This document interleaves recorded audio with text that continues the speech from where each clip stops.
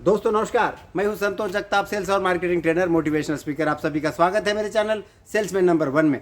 दोस्तों, कोरोना संकट के बाद में युवाओं को नौकरी करनी है, बिजनेस करना है, लेकिन क्या करना है ये पता नहीं चल रहा है।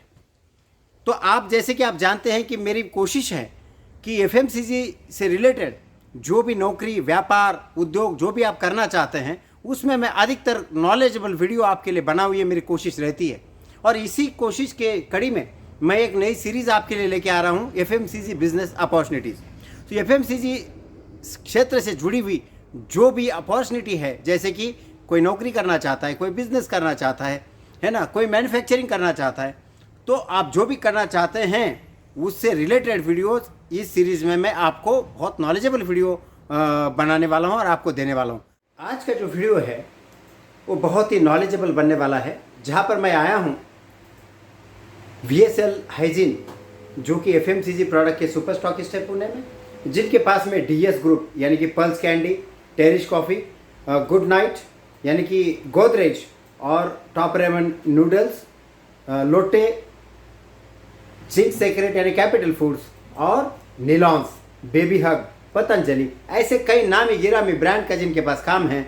ऐसे VSL हाइजीन के यहाँ मैं विशाल शेठ लोढ़ा के यहाँ आया हूँ, जो हमको एफएमसीजी सुपर स्टॉकिस्ट की जो प्रोसेस है वो हमको समझाने वाले हैं, और नए लोग जो ये व्यापार करना चाहते हैं उनको कुछ गाइडलाइन वो आज देने वाले हैं। आज हम इस वीडियो में जानेंगे कि सुपर स्टॉकिस्ट बिजनेस कैसे करते हैं, कैसे इसको शुरू किया जाए एफएमसीजी प्रोडक्ट के साथ में, और इसकी कैसे डे टू डे इसका ऑपरेशंस कैसे होते हैं, कैसे इसका डिस्पैचेस होते हैं, हम जानेंगे इस वीडियो के माध्यम से। आप ये गोडाउन यहाँ पे देख सकते हैं किस तरह से उन्होंने स्टॉक को मेंटेन किया है। काम है अलग अलग कंपनियों का, एफएमसीजी कंपनियों का उनके पास कार्य है, आप देख सकते हैं।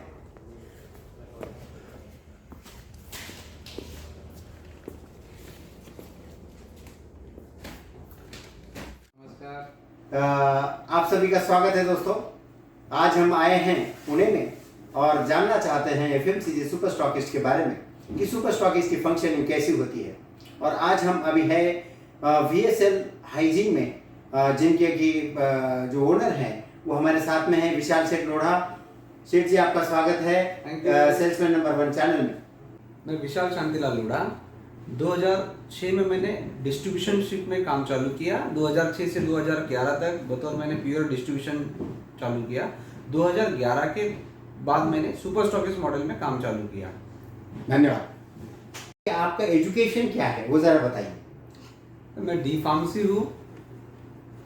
हाँ सर, और ये एक बात भी बताइए कि क्या आपके फैमिली में ये बिजनेस पहले कोई करता था या फिर आप पहले ही इस बिजनेस में करने वाले? हमारे फैमिली बैकग्राउंड है, पूरा ग्रोसरी में थे। पिताजी, बड़े अंकल, काका जी, तो ग्रोसरी ये जो फाउंड किया है प्योर डिस्ट्रीब्यूशन, ये मैंने ही चालू किया था। ग्रेट। आपने देखा कि आपका बैकग्राउंड क्या है, ये यहाँ पे इम्पोर्टेंट नहीं है कि ये फार्मा बैकग्राउंड से हैं, और फार्मा बैकग्राउंड होने के बाद इन्होंने एक्चुअल में फार्मा का बिजनेस करना चाहिए था, मेडिकल शुरू करना चाहिए था खुद का, लेकिन ये ना करते हुए उन्होंने एक बड़ा कुछ करने का सोचा और वो एफएमसीजी लाइन में आए, और वो बतौर सुपर स्टॉकिस्ट को काम पिछले लगभग 12-13 साल से सुपर स्टॉकिस्ट के तौर पे वो काम कर रहे हैं। जैसे कि आप जानते हैं कि मैं पिछले 27 वर्षों से महाराष्ट्र, गुजरात, आंध्र, कर्नाटक, अलग अलग राज्यों में कार्य कर रहा हूँ। बहुत सारे सुपर स्टॉकिस्ट के साथ मैंने काम किया है। साथ ही साथ में मैं बहुत सारे सुपर स्टॉकिस्ट को इंटरव्यू के लिए या फिर परिचय के लिए मैं मिला हूँ, लेकिन बहुत दिनों बाद मुझे कुछ ऐसे एक व्यक्ति मिला है जिनके पास में इतने बड़ी बड़ी कंपनी का काम इतने सुचारू ढंग से, और क्या उनका स्टॉक रखने का तरीका, बिलिंग का, पेमेंट कलेक्शन का और डिस्ट्रीब्यूटर हैंडलिंग का मुझे बहुत अच्छा लगा। तो हम उनसे जानते हैं कि वो कौन से कंपनी का वो काम करते हैं। जी बताइए सेठ जी। सर, एक स्टार्टअप कंपनी है, ट्रेलिश करके फिल्टर कॉपी है, उसका अपने पास काम है। देन चिंग्स, इसका कोई आपको पहचान देने की जरूरत नहीं, कैपिटल फूड्स का चिंग्स ब्रांड अपने पास काम है। टॉप रेमन नूडल है, नीलॉन्स, पिकल्स, जैम, सॉसेस आते हैं। देन DS ग्रुप का पल्स कैंडी है, लोटे चोकोपाई आप तो सभी जानते हो। देन गोदरेज, उसके बाद first cry, baby hug and Patanjali, इतने सब कंपनी के काम अपने पास एज ए सुपर स्टॉकिस्ट के लिए है। मैं आपसे जानना चाहता हूँ कि कौन से एरिया की सुपर स्टॉकिस्टशिप आपके पास है? मेरे पास वेस्टर्न महाराष्ट्र है, नॉर्थ महाराष्ट्र है एंड मराठवाड़ा है। ऑलमोस्ट 11 डिस्ट्रिक्ट का यहाँ से अपना स्टॉक सप्लाई होता है। ग्रेट। यानी जैसे कि कौन से डिस्ट्रिक्ट इसमें मेनली कवर होते हैं? पुणे, हाँ। सातारा, सांगली, कोल्हापुर, रत्नागिरी, हाँ। ये साइड में नगर, नासिक, मराठवाड़ा पूरा बेल्ट होता है। Great great great. ये काफी बड़ा एरिया है आपका। और आपके पास अभी डिस्ट्रीब्यूटर कितने हैं लगभग इस सब एरिया में? 270 से 280 डिस्ट्रीब्यूटर है अपने पास। क्या बात है, बहुत बड़ा नेटवर्क है सेट आपके पास में। बहुत अच्छा इन्फॉर्मेशन हमको मिलने वाला है। ये वीडियो को अंत तक जरूर देखिए, ये वीडियो बहुत इन्फॉर्मेटिव होने वाला है। दोस्तों, आपने कहा कि आपके पास 270 से अधिक डिस्ट्रीब्यूटर हैं। मैं 3 क्वेश्चन आपको पूछने वाला हूँ इसमें सेक्शन में। कि सबसे पहला मेरा ये प्रश्न है आपसे कि 270 में आपको मुझे लगता है कि रेडीमेड डिस्ट्रीब्यूटर मिले हैं क्या, या फिर डिस्ट्रीब्यूटर आपने अपॉइंट किए हैं क्या, या फिर डिस्ट्रीब्यूटर अपॉइंटमेंट की जिम्मेदारी किसकी है, और डिस्ट्रीब्यूटर अपॉइंट होने के बाद में उसकी फंक्शनिंग जो होती है, डीलर हैंडलिंग, वो किसका जिम्मेदारी है? इस बारे में जरा हमको बताइए सर। 270 डिस्ट्रीब्यूटर में अराउंड 150-160 डिस्ट्रीब्यूटर तक कंपनी के पहले नियुक्त डिस्ट्रीब्यूटर थे। उसमें मेरे एफर्ट से मैंने 120-130 डिस्ट्रीब्यूटर डेवलप किए अलग अलग कंपनी के लिए। देखो, कोई भी कंपनी का काम मेरे पास आता है तो मेरी उसके अंदर एक इन्वॉल्वमेंट रहती है। Super stockist model he business involvement, investment and infrastructure से चलता है। तो मेरी इन्वॉल्वमेंट से बहुत से डिस्ट्रीब्यूटर बने हैं, और मैं जो भी कोई एसएस का काम लेता हूँ, सुपर का काम लेता हूँ, तो अपना समझ के काम लेता हूँ। वो कंपनी अपने ही है, और उस कंपनी का मैं एक सदस्य हूँ। उस लेवल पे मेरा इन्वॉल्वमेंट डिस्ट्रीब्यूटर बढ़ाने के लिए होता है। दूसरा क्वेश्चन आपका था कि डिस्ट्रीब्यूटर हैंडलिंग का काम कैसा होता है, या डिस्ट्रीब्यूटर का, वो तो अब ऑलरेडी देखा जाए तो डिस्ट्रीब्यूटर जो भी हैंडल होते हैं, उनके ऑर्डर्स आते हैं, बाय मेल थ्रू आते हैं, बाय व्हाट्सएप ग्रुप है हर एक कंपनी के, उसके ऊपर सभी के ऑर्डर आते हैं। तो डिस्ट्रीब्यूटर्स के ऑर्डर सब कंपनी के सेल्स पर्सन लेते हैं। हमारा काम है प्रॉपर टाइम पे इनवॉइसिंग करो, इनवॉइस होने के बाद आरटीएस आ जाता है, और उसके सेकंड डे अपना डिस्पैच हो जाता है। इस व्यापार में जो सबसे महत्वपूर्ण बात है वो है इन्वेस्टमेंट, क्योंकि बगैर इन्वेस्टमेंट का एफएमसीजी सुपर स्टॉकिस्ट नहीं हो सकता, जैसा आपने पहले भी मुझसे कहा है।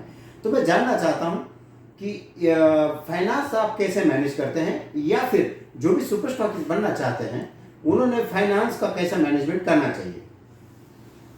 हर एक कंपनी का अलग अलग स्टॉक नाम रहता है। किसी का 15 डे स्टॉक नाम रहता है, किसी कंपनी का 21 डे स्टॉक नाम रहता है। एज पर कंपनी के स्टॉक नाम के हिसाब से अपने को स्टॉक में इन्वेस्ट करना पड़ता है। और दूसरी बात रही, इस बिजनेस में शुरुआत में अपने को ओन फाइनेंस लगता है। आपका अगर आगे जाके बैलेंस शीट स्ट्रांग होता है, आपका टर्नओवर अच्छा जाता है, तो आपको सीसी कैश क्रेडिट फैसिलिटी भी बैंक से आपको मिल जाती है। दोस्तों, जब आप एफएमसीजी व्यापार में आओगे, एफएमसीजी के सुपर स्टॉकिस्ट डिस्ट्रीब्यूटरशिप में आओगे, तो एक शब्द आपको हमेशा याद रखना चाहिए, वो है टारगेट। और जो भी कंपनी का मंथली प्लानिंग रहता है टारगेट का, सीजन वाइज कंपनी का टारगेट जो है वो अलग अलग प्रोडक्ट वाइज, सीजन वाइज और मंथ वाइज, और कुछ त्योहारों के हिसाब से भी कुछ कंपनियों के टारगेट्स आते हैं, या कुछ प्रोडक्ट ऐसे होते हैं जो सीजनल होते हैं, जहाँ पे बहुत सारे सीजन में उनका टारगेट जो है तो बदल जाता है। ये भी टारगेट्स भी कंपनी की तरफ से आते हैं। तो टारगेट के बारे में मैं आपसे जानना चाहता हूँ कि टारगेट पूरा कैसे करते हैं आप लोग, और आपका जो प्लानिंग होता है वो क्लोजिंग का, यानी वीकली क्लोजिंग होता है आपका, मंथली होता है, या जेसी वाइज होता है, पीसी वाइज होता है, किस तरह से आप क्लोजिंग करते हैं? टारगेट सेल से तो टारगेट आता ही है, बिना टारगेट का तो सेल होता नहीं है। सुपर स्टॉकिस्ट सेगमेंट में टारगेट जो होते हैं वो डिस्ट्रीब्यूटर के लेवल पे होते हैं। सुपर स्टॉकिस्ट के टारगेट प्राइमरी बेस पे जनरली नहीं होते हैं। टारगेट कैसे कंप्लीट किए जाते हैं? हम डिस्ट्रीब्यूटर है, डिस्ट्रीब्यूटर को टारगेट कंपनी देती है, वो हिसाब से सुपर स्टॉकिस्ट के पास, डिस्ट्रीब्यूटर के प्लानिंग के हिसाब से सुपर स्टॉकिस्ट के पास उस लेवल पे प्राइमरी बन जाती है। अगर डिस्ट्रीब्यूटर को फॉर एग्जांपल कोई कंपनी अगर 20 लाख का टर्नओवर है, उस कंपनी का प्राइमरी भी टारगेट 20 लाख का होता है सुपर स्टॉकिस्ट का, उसके सेकेंडरी करने की जवाबदारी कंपनी की सेल्स टीम की होती है। हाँ, तो कंपनी की सेल्स टीम यदि सेकेंडरी करेगी तो ही प्राइमरी होगी, यानी कि जो सुपर स्टॉकिस्ट का गोडाउन है वहाँ पे प्राइमरी का मेन मुख्य तौर पे जो जिम्मेदारी होती है वो प्राइमरी की होती है, यानी फाइनेंस लगाना, प्राइमरी कराना, और जो सेकेंडरी यदि टीम करेगी तो ही डिस्ट्रीब्यूटर के टारगेट अचीव होते हैं, जो मुझे मालूम पड़ा। हम सबसे महत्वपूर्ण पड़ाव पे आए हैं। हम जानना चाहते हैं आपसे कि यदि हम सुपर स्टॉकिस्ट बन गए, हमने इन्वेस्टमेंट भी कर लिया, लेकिन सबसे महत्वपूर्ण बात है कि हमको मार्जिन कितना मिलेगा, इस बारे में ज़रा बताइए। सुपर स्टॉकिस्ट मॉडल में कंपनी वाइज अलग अलग स्ट्रक्चर रहते हैं। जनरली मार्जिन 5 to 7% मार्जिन रहता है। 5 to 7% में इंक्लूडिंग ऑल आता है, ट्रांसपोर्टेशन है, आपका लोडिंग है, अनलोडिंग है, ऑफिस है, सब कुछ 5 to 7% में कंपनी मार्जिन ऑफर देती है अपने को। तो हर एक कंपनी का अलग अलग मार्जिन स्ट्रक्चर रहता है।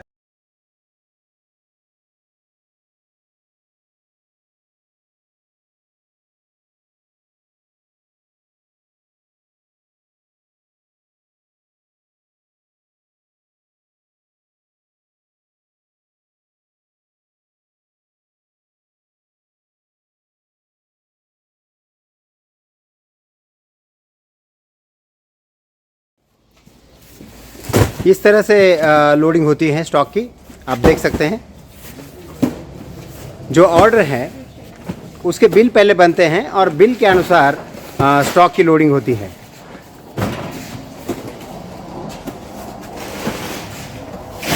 FMCG सुपर स्टॉकिस्ट बनना चाहते हैं तो उसके लिए क्या क्या प्रोसीजर है, ये हम जान रहे हैं श्री विशाल सेठ लोढ़ा इनसे।